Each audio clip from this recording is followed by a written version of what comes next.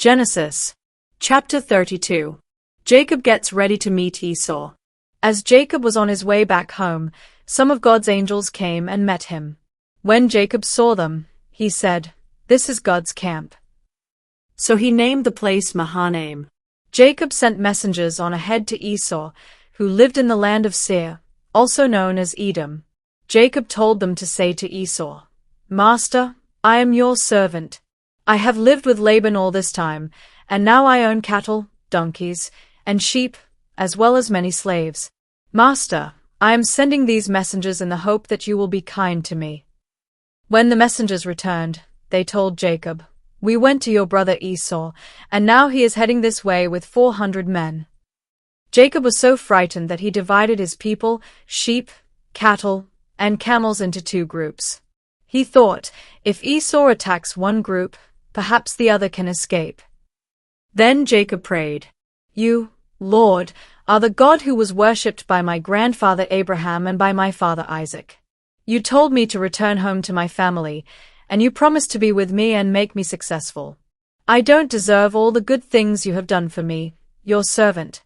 When I first crossed the Jordan, I had only my walking stick, but now I have two large groups of people and animals. Please rescue me from my brother. I am afraid he will come and attack not only me, but my wives and children as well.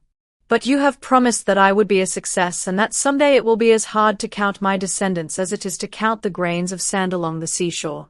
After Jacob had spent the night there, he chose some animals as gifts for Esau, 200 female goats and 20 males, 200 female sheep and 20 males, 30 female camels with their young, 40 cows and 10 bulls, and 20 female donkeys and 10 males.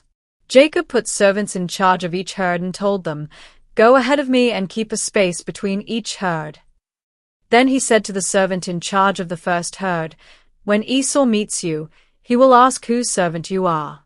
He will want to know where you are going and who owns those animals in front of you.